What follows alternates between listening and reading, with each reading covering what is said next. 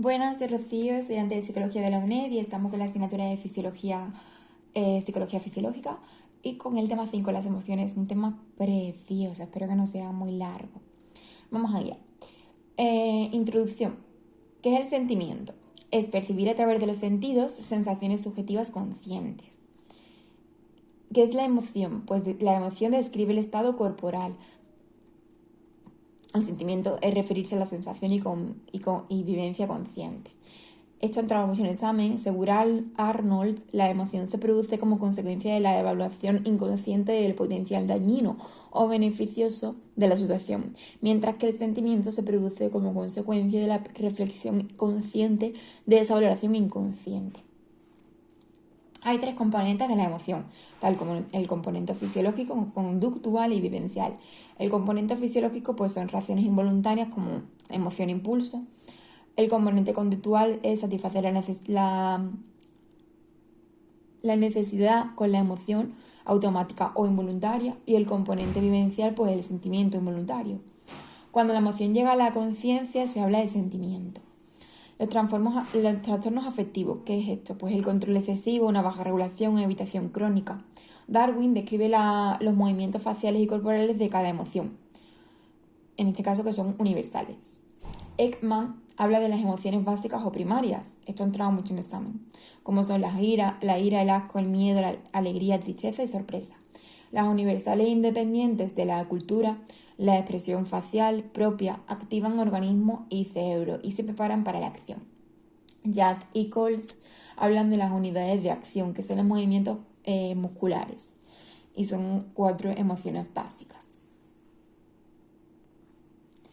Punto 2. Historia del estudio psicobiológico de las emociones.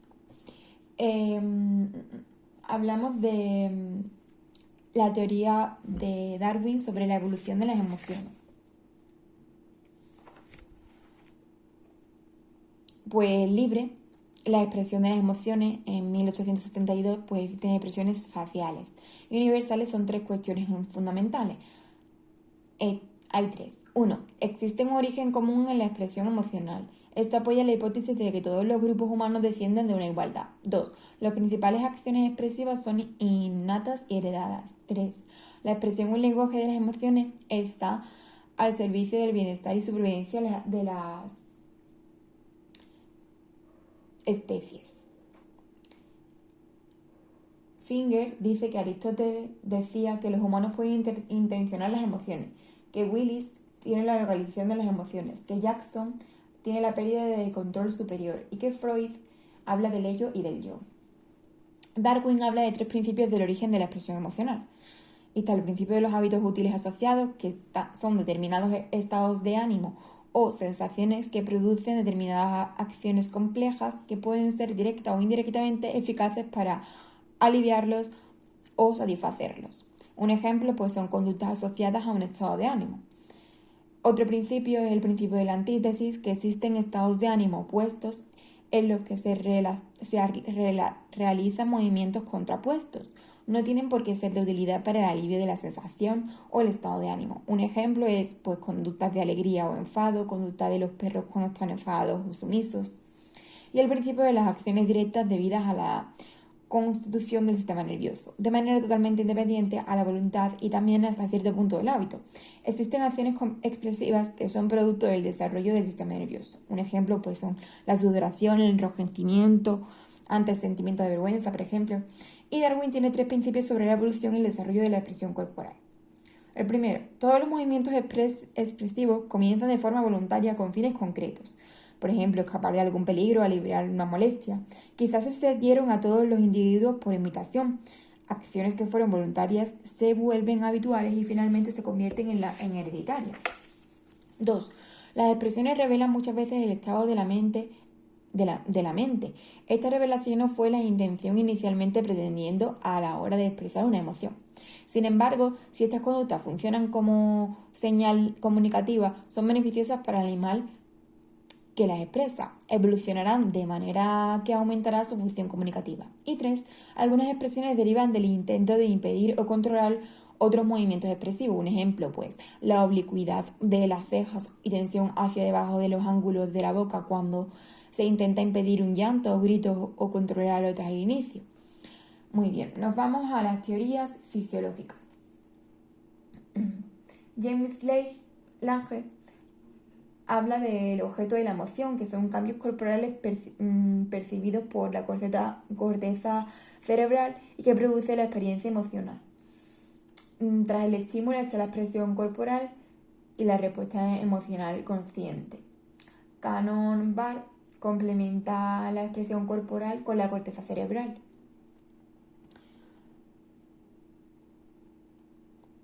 Un estímulo emocional provoca una reacción fisiológica, es decir, respuesta, conducta emocional. Esta reacción es analizada por la corteza cerebral y provoca el sentimiento de miedo. La experiencia emocional es independiente a la expresión emocional. Conducta emocional son procesos paralelos. Las emociones se pueden expresar sin cambios fisiológicos asociados a ellas. Los estímulos emocionales tienen dos efectos diferentes e independientes. El estímulo sensorial es percibido por la corteza provocando el sentimiento. A su vez, el sentimiento sensorial activa cambios corporales mediante la estimulación del sistema neurovegetativo y somatótico. La percepción del estímulo emocional llega al tálamo y la información sobre esta percepción se bifurca hacia la corteza provocando el sentimiento de miedo o hacia el hipotálamo posibilitando la reacción fisiológica o respuesta emocional.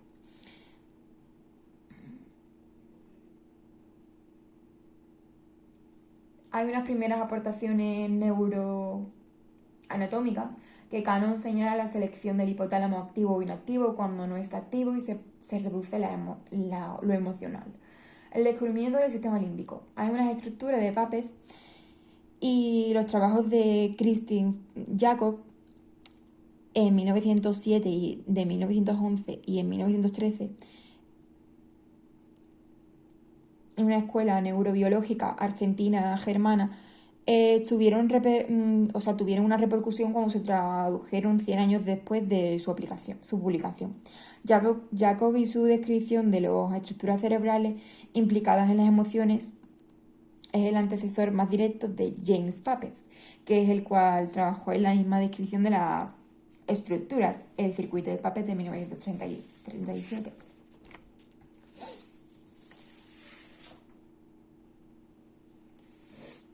El síndrome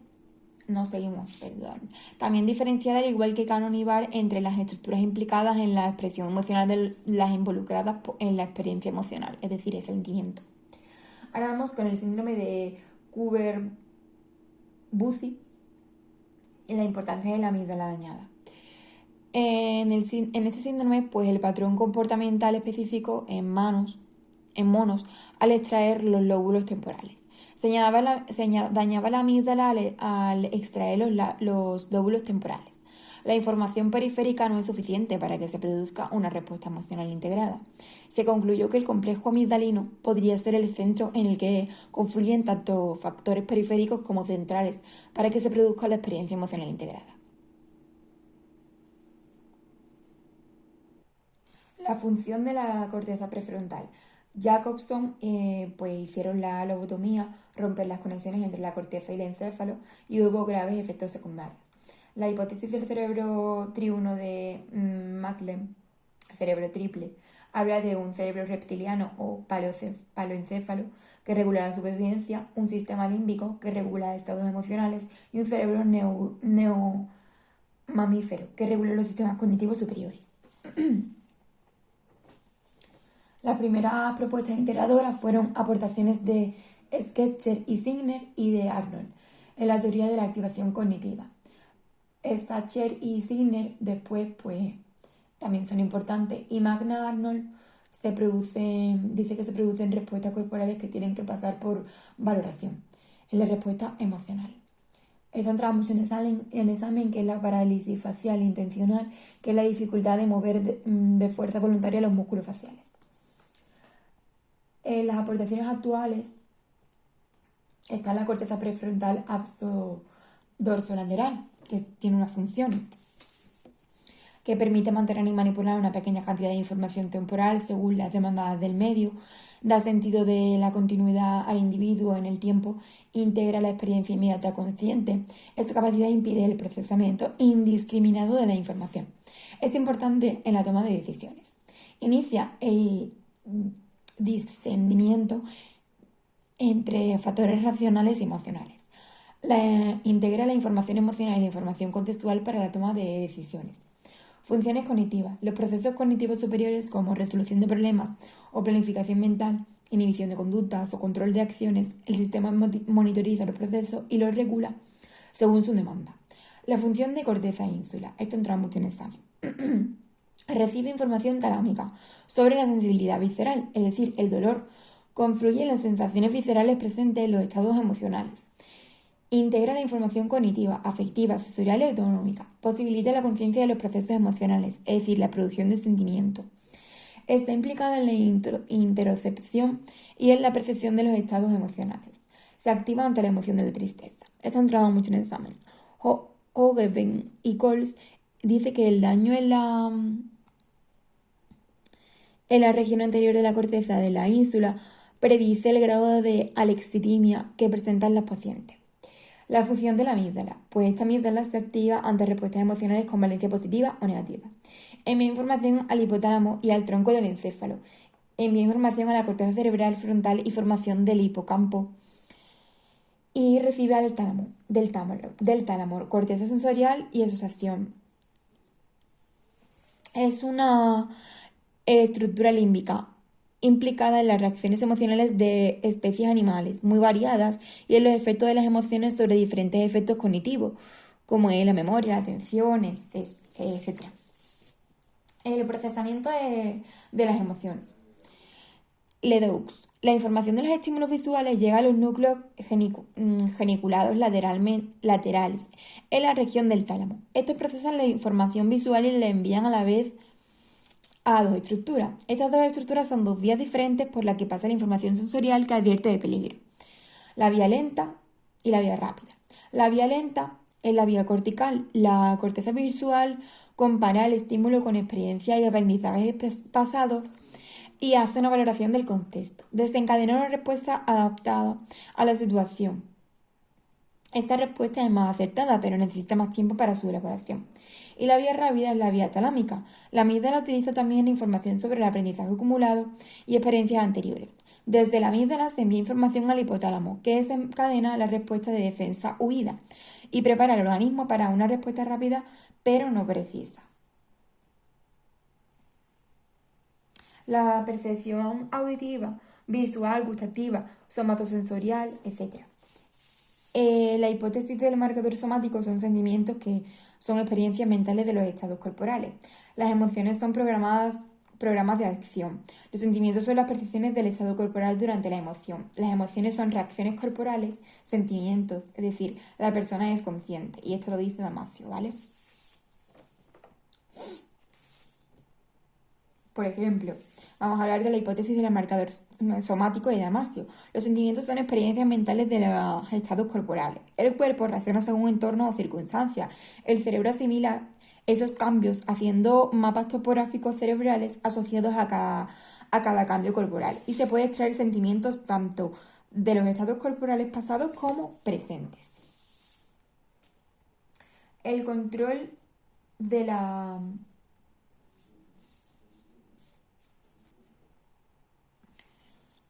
expresión emocional. Las expresiones emocionales pueden modificarse en función de la educación, la voluntad, las normas sociales y el contexto en el que se producen. Las expresiones voluntarias o involuntarias están implicadas estructuras diferentes. Parálisis facial intencional. Esto es la dificultad para mover de forma voluntaria los músculos faciales. Es la lesión en la corteza motora primaria, en la zona de la representación de la cara o en las conexiones de esa zona en el núcleo motor del nervio facial. Estos pacientes no pueden simular una expresión facial, pero sí pueden moverlos cuando sienten una emoción. La parálisis facial emocional. Esto es la ausencia de movimientos musculares faciales cuando la persona está sintiendo una emoción, sin presentar ninguna dificultad para mover voluntariamente los músculos faciales. Expresión emocional y cultura de Ekman. La felicidad, la ira, el miedo, la tristeza, el asco y la sorpresa. Ya hemos hablado de ello. El tratamiento neurofuncional e integradora de las emociones humanas. Pues Coles en 2015 habla de la teoría del cuarteto de las emociones humanas, que integra la psicología, neurobiología, sociología, antropología y psicolingüística. Una teoría no probada experimentalmente. Hay 4 tipos de emociones: sistemas afectivos, las de activación ascendente, el miedo, placer, apego y las relacionadas con aspectos morales. Se originan en 4 regiones neuroanatómicamente diferentes: el tronco cerebral, el diencéfalo, el hipocampo y la corteza orbitofrontal. En la psicología de la expresión corporal, pues hablamos prácticamente de la lateralización. En la hipótesis del hemisferio derecho superior al izquierdo, que es el análisis de las emociones, y la hipótesis de la valencia, que es el derecho negativo e izquierdo positivo. La psicobiología de las emociones pues habla del miedo, que es la respuesta frente a estímulos peligrosos, grabado de forma férrea en la estructura ínsula bilateral, corteza cingulada anterior dorsal y corteza prefrontal dorsolateral. El enfado pues es una frustración, y está el asco, el amor, que son lazos, la empatía, la alegría. Y hasta aquí realmente el tema de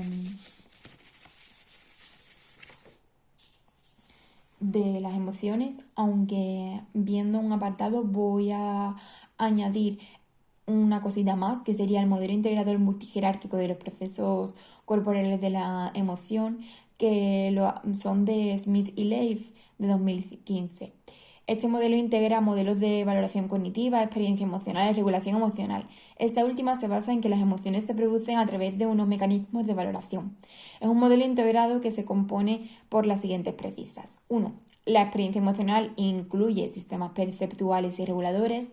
2. Cada uno de estos sistemas está organizado jerárquicamente. 3. Los sistemas de valoración emocional requieren mecanismos repetitivos de ajuste de los estados cognitivos y somáticos. 4. Los estados emocionales corporales son detectados a través de una vía jerárquica interoceptiva. Y 5. La regulación emocional tiene lugar a través de un control jerárquico de control de los estados somáticos y de mecanismos de valoración. Bueno, pues hasta ahí. Espero que os haya servido de repaso y gracias. Nos vemos en el siguiente tema.